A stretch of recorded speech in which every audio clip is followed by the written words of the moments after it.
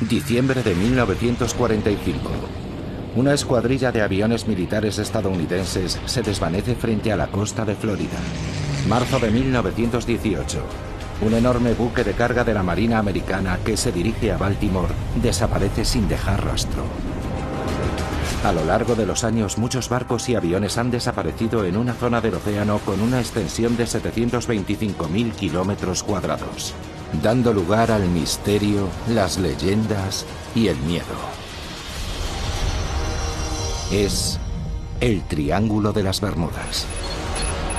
Ahora, utilizando nuevas tecnologías, podemos hacer que se retiren las aguas por completo para desvelar un paisaje oculto. Vamos a vaciar el Triángulo de las Bermudas. Descenderemos a las profundidades para explorar sus rincones más oscuros y para investigar algunos de sus mayores misterios. Cuando las aguas hayan desaparecido por completo, ¿qué encontraremos en el fondo del Triángulo de las Bermudas? Drenar el Triángulo de las Bermudas. Bermudas es un oasis de islas a 1050 kilómetros de la costa este de Estados Unidos. Durante siglos fue un refugio para los barcos que cruzaban el Atlántico, pero las aguas que las rodean ocultan una amenaza mortal. Aparte de ser muy atractivas, representan una seria amenaza para los marinos que no tienen experiencia específica en la zona. El nombre de las Bermudas llegó a infundir temor en el corazón de los marinos, que le dieron a su isla principal el nombre de Isla de los Diablos. La paradoja de este paraíso es que fue un cementerio de barcos durante sus primeros 200 o 300 años. Como conservador de naufragios, el trabajo de Philippe Rouillat consiste en localizar y monitorizar los pecios históricos del archipiélago, y hay suficientes para mantenerlo ocupado. De hecho, en estas aguas pueden haberse hundido hasta 300 barcos. Pero, ¿por qué naufragaron tantos barcos en estas aguas claras y cristalinas tan cerca de tierra?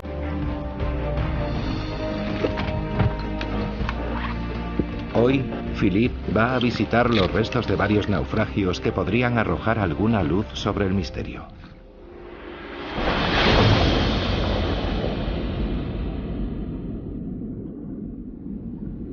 El primero es el Mary Celestia, un barco que transportaba suministros durante la Guerra Civil Americana.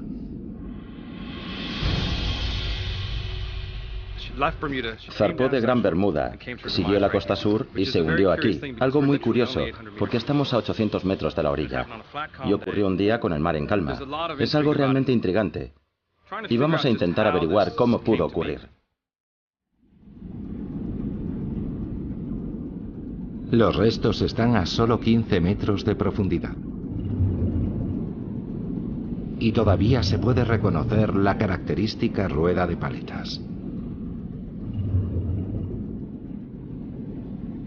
Un poco más adelante, siguiendo la costa, hay otro pecio, el del Constellation. Y un poco más allá, otro más, el del Montana.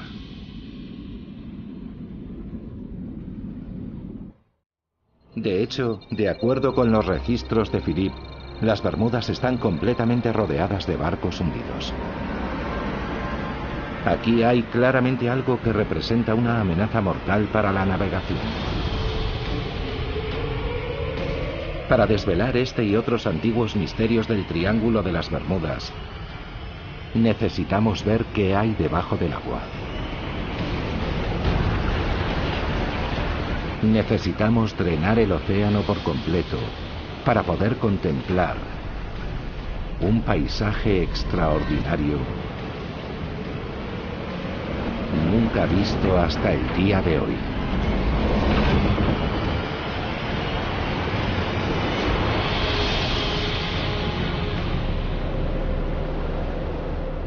Ahora es posible observar las profundidades del Triángulo de las Bermudas gracias a una tecnología llamada batimetría o mapeo con sonar. El método consiste en lanzar ondas sonoras hacia el fondo marino. Las señales que rebotan en el fondo revelan la forma y profundidad de la tierra que hay debajo.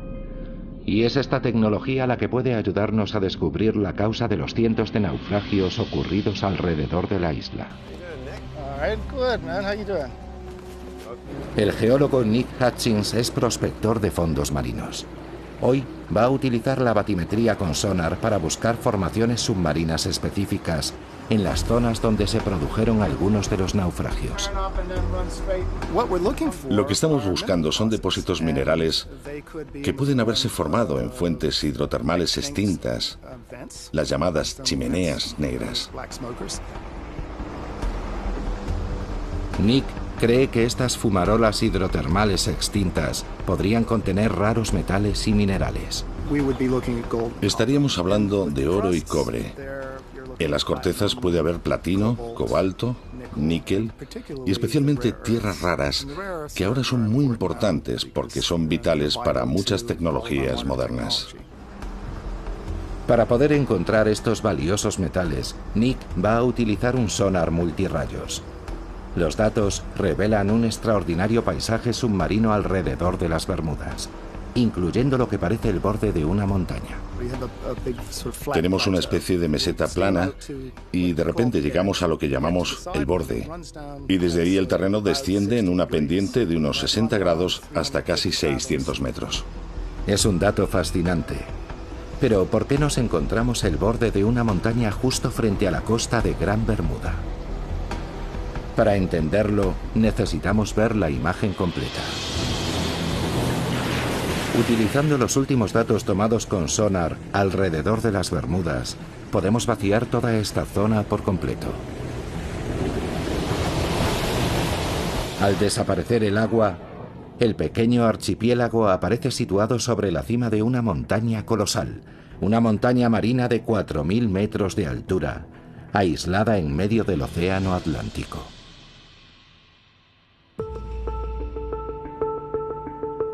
Mandy Sheila, analista cartográfica del gobierno de las Bermudas, quedó asombrada al conocer estos nuevos datos. Es maravilloso tener esta tecnología que nos muestra la imagen de lo que hay debajo de la superficie marina. Lo que podemos apreciar aquí es una vista increíble. Es como si estuviéramos en lo alto de la montaña de las Bermudas mirando hacia el sur, hacia el Caribe, hacia el Triángulo de las Bermudas, sin una gota de agua, con esa llanura interminable delante. Es extraordinario pensar que estamos aquí, sobre esta montaña en mitad de la nada. Pero, ¿cómo apareció aquí? La razón por la que están aquí estas islas es que se produjo una erupción volcánica muy significativa en este lugar, relativamente aislado de la placa oceánica, que se ha ido formando desde la fase más antigua del desarrollo del Océano Atlántico. El volcán siguió creciendo sin cesar a lo largo de millones de años, hasta elevarse vertiginosamente sobre la superficie del océano. Siguió erupcionando hasta formar una enorme isla volcánica que se elevó 1.000 o 1.200 metros sobre la superficie del mar.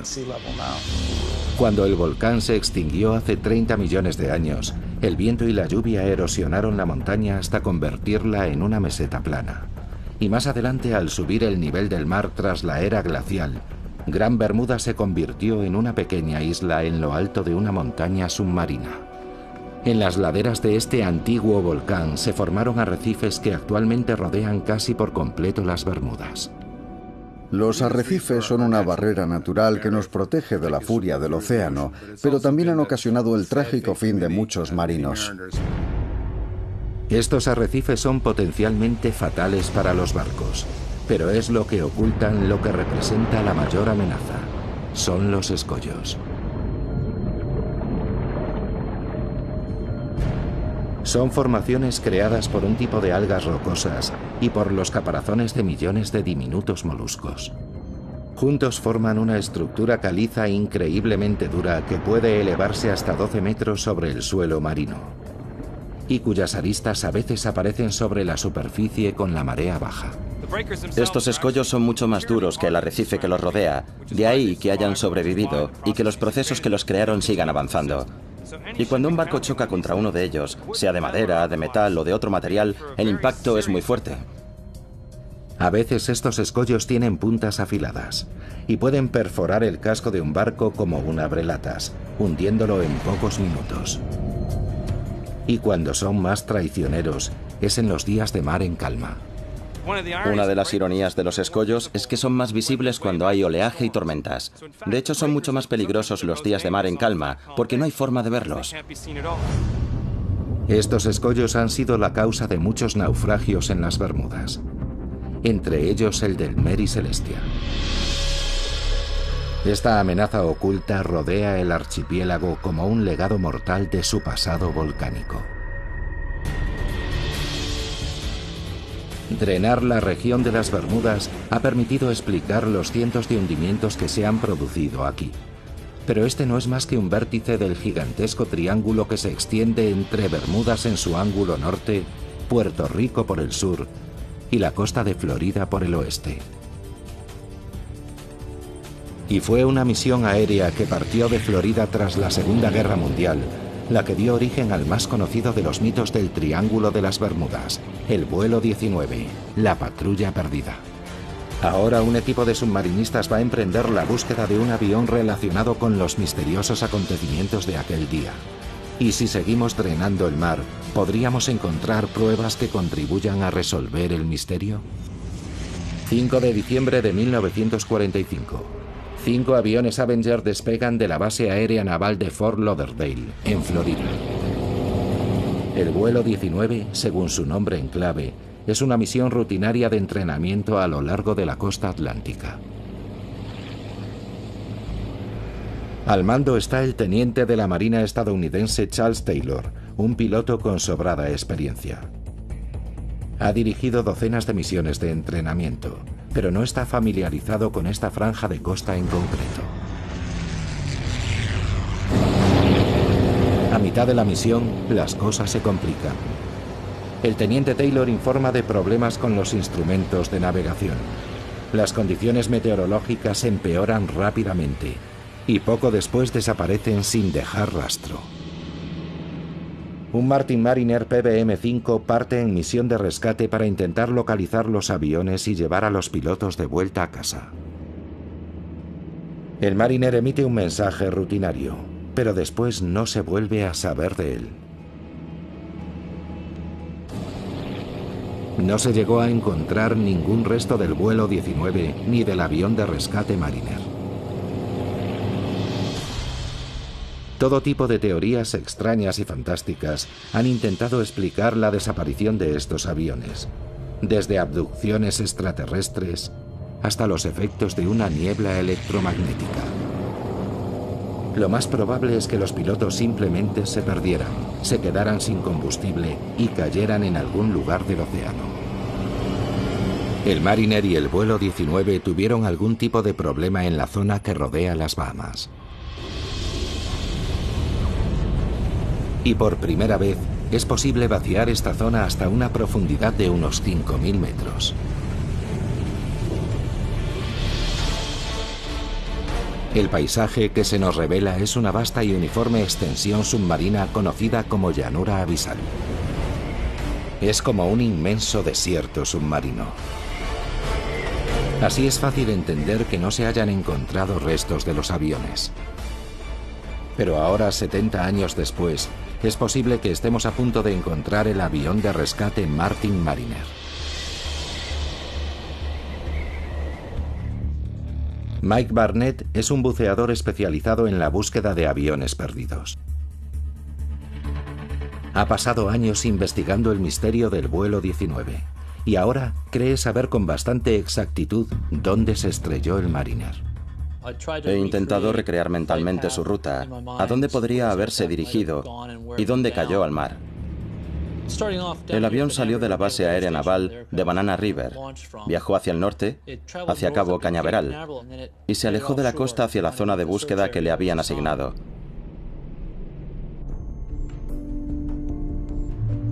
Sabemos que una media hora después de despegar, un carguero comunicó que había visto una explosión.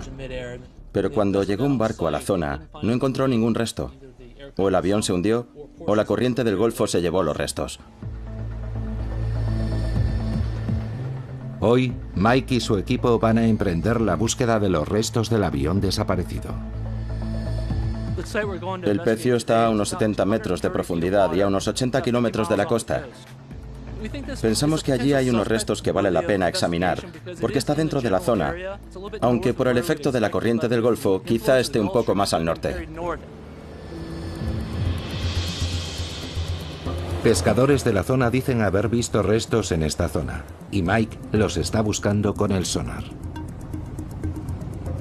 Acabamos de pasar por encima. Es bastante pequeño, lo que es de esperar si se trata de un avión. Vamos a ponernos los trajes y bajar a verlo.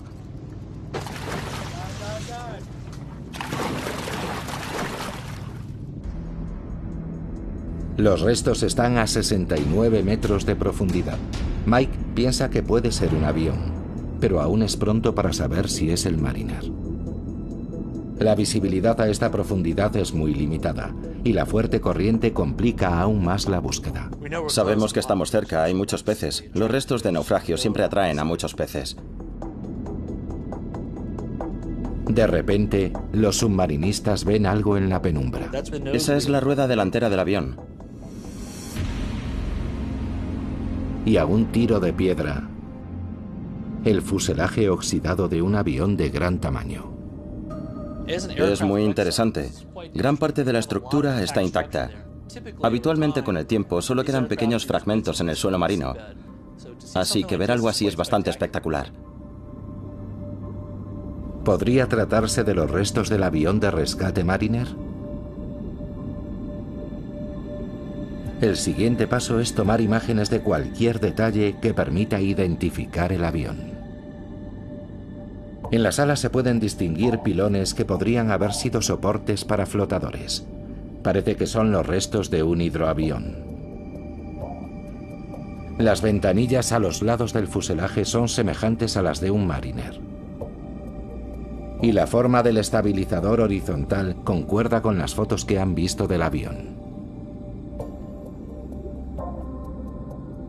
Todo indica que podrían ser los restos del avión de rescate Mariner, pero todavía no han encontrado ninguna prueba concluyente.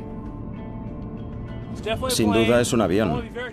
Debo ser cauto con lo que digo, pero hay detalles muy interesantes. Hay muchas cosas propias de un avión de rescate. Estoy deseando volver y ver las fotos y los vídeos en detalle. Estoy nervioso, muy nervioso. Esto merece un examen más minucioso. Mike necesita la opinión de un experto para identificar el avión y le va a mostrar las imágenes de la inmersión al historiador Roy Stafford. Roy es expiloto de la Marina estadounidense y una autoridad en aviones militares americanos. Esto es el principio de la inmersión. Llegamos al fondo y nadamos contracorriente hacia el pecio. Como puedes ver, aquí ya se ven algunos restos. Teníamos la esperanza de encontrar el Martin Mariner, pero según íbamos examinando los restos, veíamos algunas cosas que no encajaban. Así que ahora mismo no tenemos claro qué modelo es. Bueno, a juzgar por el sistema de frenado que tiene la rueda que se ve ahí, es un avión posterior a la Segunda Guerra Mundial. Eso puedo decírtelo ya. Eso parece obviamente parte de la cabina, la parte superior de las ventanas. Roy está seguro al 100% de que estos restos no pertenecen al Mariner que estaban buscando. Pero si no es el avión de rescate perdido, ¿qué avión es? La respuesta podría contribuir a resolver otro misterio del Triángulo de las Bermudas. Esto que vemos aquí es importante. Podría ser una ventanilla para una cámara. Exacto. De hecho, vimos varias dentro. Y se veían mucho. Nos llamaron la atención. Se puede ver que es un bimotor. Está claro. Solo hay dos posibilidades. Dos pilones, uno a cada lado. Podría ser un RB-66 que no tendría por qué estar en esa zona, o una 3 de la Marina. Roy no tarda en identificar de forma concluyente el modelo de avión. Sin lugar a dudas es una 3 Sky Warrior. Si nos fijamos en el fuselaje y los pilones que tiene bajo las alas, en los detalles que se ven de la cola y en que el tren de aterrizaje se retrae en el fuselaje, todo indica que sin duda es una 3 Sky Warrior. El A-3 Sky Warrior era el avión más grande de la Marina americana que podía despegar de un portaaviones en aquella época. Y los archivos de la Marina recogen que en 1960 uno de ellos se hundió al intentar aterrizar en un portaaviones en la zona. Es muy probable que los restos que han encontrado Mike y su equipo pertenezcan a SA-3. Pero el vuelo 19 y el avión de rescate Mariner siguen perdidos.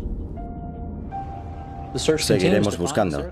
Sabemos que está ahí, solo es cuestión de encontrar el lugar exacto. Si pudiéramos secar la gran llanura abisal que rodea las Bahamas, casi con toda certeza, en algún lugar encontraríamos a la patrulla perdida. Y basándonos en las condiciones de los restos de otros aviones encontrados en el suelo marino, podrían tener un aspecto muy parecido a este, después de 7 décadas en el mar. Según seguimos vaciando el Triángulo de las Bermudas y descendiendo cada vez más, encontramos otros fenómenos extraños. En las Bahamas, antiguas leyendas hablan de monstruos marinos ocultos en profundas cuevas submarinas. Bestias que devoran marineros y barcos. Ahora la ciencia está descubriendo la extraordinaria verdad que se oculta tras esas leyendas.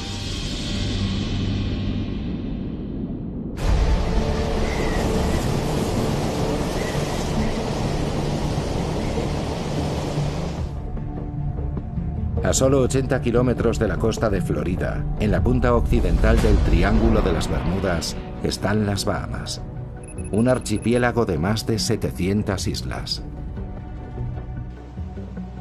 Aquí es donde encontramos una de las fuerzas naturales más misteriosas del Triángulo.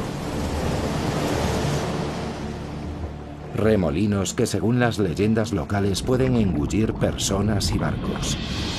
Al vaciar el océano hasta casi 5 kilómetros de profundidad, nos encontramos con un paisaje extraordinario. Las Bahamas se encuentran en una vasta meseta caliza que se eleva sobre el suelo marino. Se conoce como el Gran Banco de las Bahamas. Acantilados más altos que ninguna formación conocida en tierra firme se elevan hasta 5.000 metros, casi 3 veces más que el Gran Cañón. Aquí surgieron mitos y leyendas hace muchos siglos. Las islas del archipiélago más cercanas a los Estados Unidos son Bimini del norte y del sur. Sus aguas fueron famosas hace siglos, cuando los barcos piratas surcaban los mares. Y según la mitología del Triángulo, en la antigüedad hubo aquí un lugar legendario. Algunos piensan que la prueba sigue estando sumergida a 5 metros frente a la isla de Bimini del norte. Es algo que parece una carretera de piedra en el lecho marino. Esta extraña formación es conocida como la carretera de Bimini. Es tan recta y uniforme que muchos exploradores submarinos afirman que tiene que ser obra humana. Pero si tienen razón, ¿qué hace una carretera en el fondo del mar? Según la leyenda, la carretera de Bimini podría ser un resto del misterio submarino por excelencia, la fabulosa ciudad de la Atlántida. Pero a pesar de su apariencia artificial, la ciencia ha demostrado que son unas formaciones de placas de piedra caliza completamente naturales. Si drenáramos las aguas que cubren la carretera de Bimini, este es el aspecto que tendría. La búsqueda de la Atlántida continúa en otros lugares del mundo. Pero esta carretera no es lo único extraño que hay en las aguas que rodean las Bahamas. En la Isla Larga, una de las Bahamas meridionales, encontramos unos accidentes geológicos aún más extraños. Tom Ayliff es profesor de biología marina y hace más de 25 años que estudia esta región. Puede que no haya encontrado la puerta de la Atlántida, pero sus descubrimientos pueden ser igual de profundos y misteriosos. Ahora mismo estamos en un lugar bastante inusual.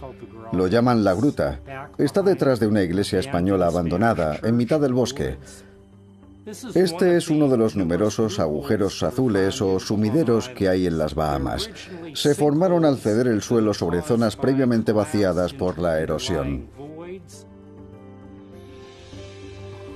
Un sumidero lleno de agua salobre, una mezcla de agua dulce y salada, no es lo que uno esperaría encontrar en mitad de una isla.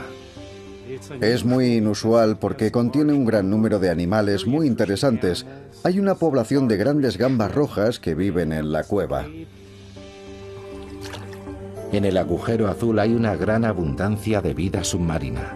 La incógnita es cómo ha podido ocurrir. ¿De dónde viene el agua salada? ¿Por qué hay tal concentración de vida submarina? La respuesta podría encontrarse en otro agujero azul, uno que está mucho más cerca de la costa. Situado a pocos metros del mar, es un agujero gigante comparado con la gruta. Incluso desde el aire es posible asomarse a sus profundidades. Y se extiende cientos de metros bajo el nivel del mar. Es el agujero azul de Dean, el mayor y más profundo que se conoce. Y siendo una de las personas que más lo ha explorado, Tom Ayliff es muy consciente de los peligros que encierra. Ha habido casos de personas que se han acercado demasiado al borde y hay una pendiente muy pronunciada de arena. Si no tienes cuidado, un paso en falso en el borde es suficiente para resbalar y caer al interior. A lo largo de los años, el agujero azul de Dean se ha cobrado varias vidas. Los habitantes de la zona mantienen las distancias a causa de las historias sobre sucesos sobrenaturales. En las Bahamas hay muchas historias y leyendas populares sobre los agujeros azules. Una de ellas cuenta que hay un monstruo, el Lusca, que vive ahí, y que el agua que entra y sale del agujero es el agua que inhala y exhala el monstruo. Hay historias de barcos que se acercaron demasiado al agujero azul y fueron engullidos por la inhalación del Lusca. Por increíble que parezca, Tom ha observado remolinos en el agujero azul de Dean como los que mencionan las leyendas. Cuando estaba bajando la marea, he llegado a ver hasta 3 remolinos aspirando agua al mismo tiempo en la superficie del agujero. Tom se ha propuesto encontrar una explicación racional a este extraño fenómeno. Las mareas afectan a las aguas de la cueva, pero ¿podría haber otras fuerzas actuando en las profundidades del agujero azul? La única forma de averiguarlo es sumergiéndose. Tom ha estado explorando agujeros azules en las Bahamas desde hace más de 20 años, pero nunca han dejado de impresionarle. Son portales a otro mundo. Cuando te sumerges aquí, entras en un lugar único en el planeta.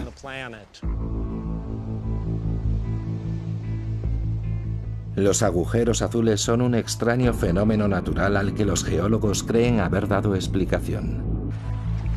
Durante la última glaciación, el nivel del mar era más bajo. Entonces toda esta roca caliza estaba sobre la superficie. Lluvias ácidas se filtraron a través de la piedra, erosionándola y formando grandes bóvedas subterráneas vacías. En algún momento el techo de la bóveda se hundía, dando lugar a la característica forma de botella de los agujeros azules. Y posteriormente, al subir de nuevo el nivel del mar tras la glaciación, la estructura quedaba sumergida por completo. Apenas se zambulle en el agujero azul de Dean, Tom ve cómo se ensancha de repente. Al llegar a una profundidad de 18 metros, la cámara tiene un diámetro de unos 30 metros. Y a medida que seguimos bajando, a unos 25 metros, se ensancha aún más, probablemente hasta alcanzar unos 90 metros de diámetro. Y a 36 metros de profundidad, Tom ve lo que parecen ser túneles laterales que salen de la cámara principal. Son pequeños, pero ejercen una poderosa fuerza de succión. Notábamos unas corrientes mareales muy fuertes que nos arrastraban. Solo entramos unos metros, pero al salir tuvimos que agarrarnos de la mano y tirar uno del otro para poder salir de allí. A los 45 metros, Tom llega al límite de la inmersión. Nunca se ha aventurado más abajo. Un reducido número de especialistas sí lo han hecho. Uno de ellos descendió a la asombrosa profundidad de 202 metros. Pero las profundidades de la cueva siguen casi completamente inexploradas. Tom está seguro de que hay mucho más ahí abajo. Canales ocultos que conectan diferentes agujeros azules, permitiendo que el agua y la vida marina lleguen al interior de la isla. A mayores profundidades, donde hay un mayor volumen de agua, la fuerza de esas corrientes debe de ser enorme, tan grande que probablemente es imposible luchar contra ella cuando la marea comienza a actuar.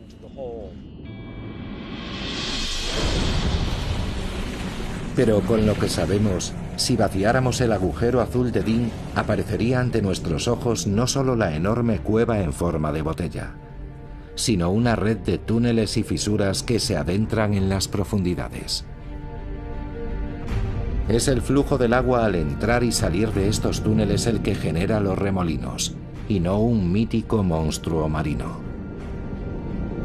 Sin duda, el agujero azul de Dean es una estructura geológica inquietante, pero completamente natural.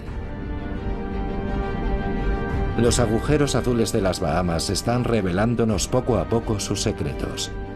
Pero sigue habiendo otros muchos fenómenos sin explicación en el Triángulo de las Bermudas. Extrañas historias de murallas gigantes de agua que aparecen de repente. Y una extraña sustancia que cubre partes del lecho marino y que puede destruir barcos.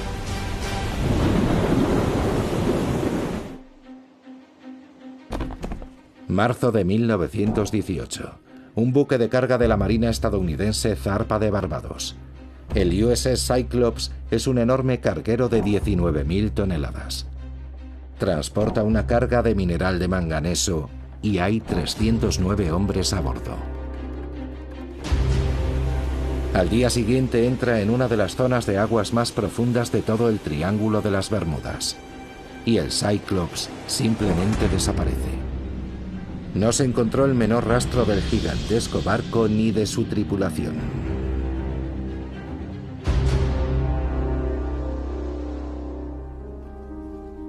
Para Marvin Barras, la historia va unida a una tragedia personal. Mi tío abuelo, Lawrence Merkel, era fogonero en el barco. Tenía 20 y pocos años y se encontraba entre los 309 desaparecidos. Normalmente cuando se pierde un barco siempre se encuentra algo. Parte de una lancha salvavidas o parte de la carga, algún resto del naufragio. Al final siempre aparece algo, pero en este caso, nada. La ausencia de restos del naufragio no tardó en dar lugar a teorías fantásticas. Aparecieron todo tipo de historias extrañas. Hubo un periódico de Washington que publicó que el buque había sido abordado y convertido en barco pirata y que navegaba por aguas del Amazonas. Otros dijeron que lo había capturado un submarino alemán. Incluso se dijo que había sido algún monstruo marino y se publicaron ilustraciones de incidentes de ese tipo en periódicos de todo el país. Marvin ha dedicado su vida a investigar qué le ocurrió realmente al Cyclops. Ha examinado con todo detalle todos los documentos relacionados con el barco. Han sido décadas de minucioso trabajo, pero ahora cree haber identificado un punto débil potencialmente fatal en el diseño del barco. En su momento fue el navío más grande y rápido de la Marina estadounidense. Tenía la quilla plana, podía volcar con relativa facilidad. En una ocasión llegó a inclinarse unos 50 grados hacia un lado y 40 y muchos hacia el otro. Dándose esas circunstancias, la mayoría de los barcos se habría volcado por completo, provocando una catástrofe. Dada la tendencia del barco a volcar, ¿pudo algo voltearlo y hacerlo zozobrar? ¿Algo extraordinario? Durante siglos, los marinos han contado historias de olas salvajes. Enormes muros de agua que aparecían de repente, arrollando cualquier nave que encontraban a su paso. La idea de las olas salvajes ha sido material de leyendas desde hace cientos de años. Muchos marinos regresaban contando que se habían encontrado con ellas y que habían sobrevivido. Según el doctor Simon Boxall, no podemos seguir ignorando estos viejos cuentos de marineros. Utilizando satélites podemos observar el planeta entero en pocos días, y durante los últimos 20 años hemos observado y medido olas salvajes que en ocasiones superaban los 30 metros de altura. De modo que existen. En ocasiones incluso se han conseguido filmar olas gigantes. Esta, registrada en el invierno de 2012, se estrelló contra un barco de salvamento en el Mar del Norte.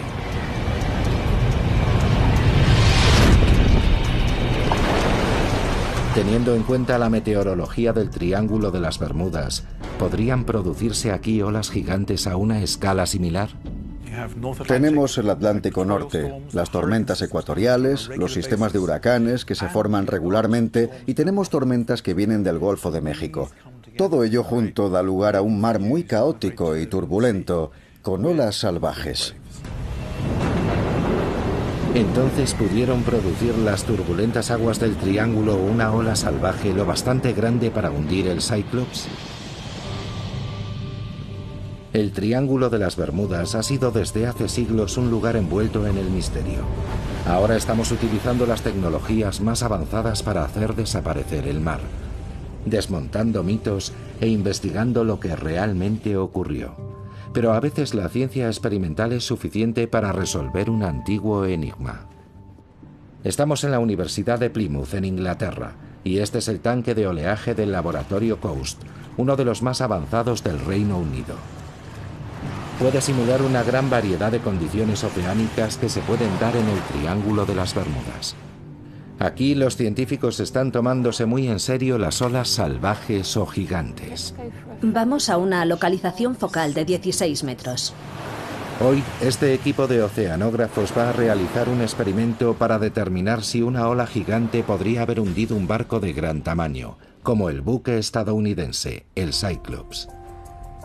El equipo coloca en el tanque un modelo a escala comparable en tamaño al Cyclops y van a someterlo al efecto de una ola gigante. Primero, generan un patrón de oleaje normal. Con el equivalente a olas de 8 metros, el barco se mantiene a flote.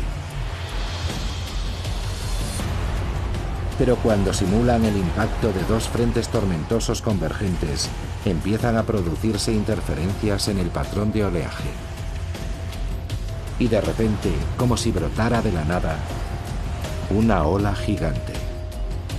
Es el equivalente a una ola de más de 15 metros de altura, y su efecto sobre el modelo a escala es más que evidente.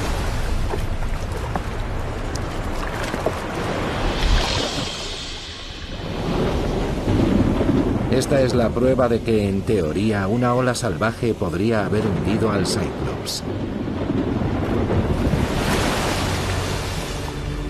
Pero hay otro fenómeno extraño que podría haber provocado el hundimiento del barco.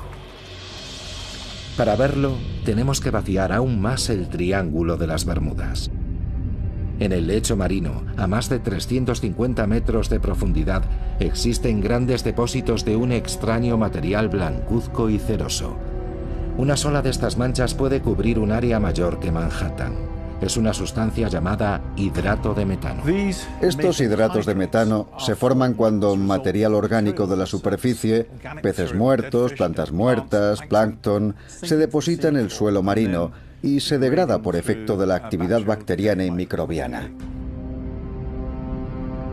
Estas imágenes muestran aglutinaciones reales de hidratos de metano en el suelo marino. Pero el metano también puede quedar atrapado en bolsas bajo el suelo oceánico. 1981, en el mar del sur de China. Un buque sonda perfora una bolsa de gas superficial que revienta. Las grandes burbujas de gas que suben a la superficie afectan a la estabilidad del barco, que vuelca y acaba hundiéndose. Cualquier gran turbulencia que se produce en el suelo marino, como un terremoto o un corrimiento de tierras, puede liberar una masa sustancial de hidratos de metano que se convertirían en gas al subir a la superficie. De modo que un escape de hidratos de metano podría haber causado el hundimiento del Cyclops, más aún teniendo en cuenta que por su diseño era propenso a volcar. Pero la única manera de determinar qué le ocurrió realmente al barco es encontrar sus restos. Después de estudiar todo lo que encontré sobre el rumbo aproximado que pudo tomar el barco desde el punto de partida, creo que probablemente estaría un día del puerto y debía de encontrarse al noroeste de Puerto Rico. Marvin no pierde la esperanza de que algún día se encuentren los restos. Encontrar el lugar donde descansan los restos del Cyclops y de mi tío abuelo y todos los que servían con él significaría mucho. Pero si los cálculos de Marvin son correctos, no sería fácil recuperar el barco. Al vaciar la zona, aparece una fosa que alcanza los 8 kilómetros de profundidad. Es la fosa de Puerto Rico. Aquí es donde se encuentra el punto más profundo del triángulo. De hecho, es el punto más profundo de todo el Atlántico. Al explorar este gigantesco accidente geológico submarino, los científicos están descubriendo que podría ocultar el más temible de los secretos del Triángulo de las Bermudas, el detonador de un tsunami potencialmente devastador.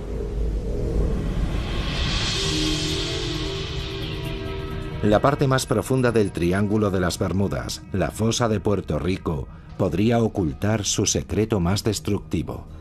Por ello, los científicos trabajan contrarreloj para explorar esta región submarina inaccesible. Aquí, en el laboratorio de toma de imágenes remotas de la National Geographic Society, se ha desarrollado una nueva tecnología clave para poder filmar en el océano profundo. Se llama DropCam. Enviar una cámara a los lugares más profundos del océano encierra varios retos. Cuando metes algo debajo del agua, el peso de la columna de agua que tiene encima ejerce presión sobre ese objeto. Y si imaginamos el peso de 8.000 metros de agua encima de una burbuja de cristal, es una presión enorme, del orden de cientos de atmósferas. Después de años de desarrollo, su ingeniero jefe, Eric Berkenpass, se dispone a probar su cámara en el océano frente a Chile. No tiene propulsión, de modo que un peso hunde la cámara hasta el fondo. Teníamos un nudo en el estómago en el momento de lanzarla al mar por la borda. Cuando el equipo la soltó sobre la fosa de Puerto Rico, tardó 1 hora y media en recorrer los 8 kilómetros que la separaban del fondo. Estaba programada para pasar varias horas en el lecho marino, volver a la superficie y transmitir su posición. Sientes un alivio increíble cuando por fin oyes la señal VHF de la baliza en el radiotransmisor y ves que el satélite lo detecta. Estas son algunas de las primeras imágenes reales del fondo de la fosa de Puerto Rico, a 8 kilómetros de profundidad. El proyecto de imágenes remotas del océano profundo nos ha abierto una ventana a una de las grandes regiones inexploradas del planeta Tierra. Pero sus imágenes son una serie de instantáneas que capturan un área de pocos metros cuadrados en cada inmersión. Para vaciar completamente toda la fosa de Puerto Rico necesitamos muchos más datos. El científico del Servicio Geológico de los Estados Unidos, Uri ten Brink, está intentando crear un mapa de la fosa completa y cree que es una tarea extremadamente urgente. Empezamos a investigar esta fosa porque es muy similar geométricamente a la fosa de Sumatra, donde se originaron el terremoto y el gran tsunami en 2004. Y eso nos preocupa mucho, porque un terremoto de magnitud 9 en la fosa de Puerto Rico podría provocar un tsunami que afectaría a la costa este de Estados Unidos e incluso a Europa. El equipo de Uri ha desplegado vehículos submarinos operados por control remoto llamados ROVs para escanear la fosa y evaluar el nivel de riesgo de un tsunami. El ROV Emite impulsos sonoros para obtener lecturas lo más precisas posible. El mapa en 3D resultante revela las paredes casi verticales de los gigantescos cañones submarinos. En algunos de los valles y fracturas vemos paredes verticales que pueden tener unos 1000 metros de altura. Los geólogos saben desde hace tiempo que la fosa se formó al hundirse el borde de la placa tectónica norteamericana bajo la placa del Caribe y deslizarse contra ella simultáneamente. Pero lo que revelan estos nuevos datos es que podría ser una zona propensa a los corrimientos de tierra. Pueden mover masas de roca de muchos cientos de kilómetros cuadrados, del tamaño de grandes ciudades y mayores, de hecho. El grosor de esas rocas puede ser de 200 metros o más, así que hablamos de 10 o 20 kilómetros cúbicos en algunas ocasiones. Un corrimiento de tierra submarino a esta escala podría amenazar la costa este de Estados Unidos con un tsunami, como temía Uri. Cuando piensas en Boston, en Charleston, en Baltimore y en todas las centrales nucleares que hay a lo largo de la costa, hay que prepararse para algo así.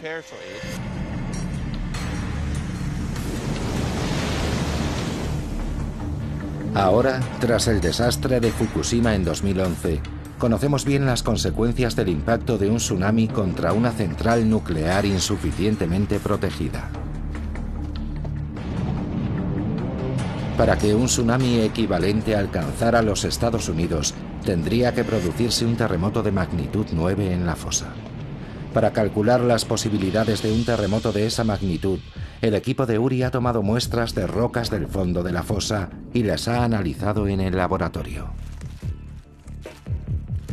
Los resultados supondrán un inmenso alivio para los habitantes de la costa este norteamericana, aunque para quienes vivan más cerca de la fosa podrían ser desastrosos.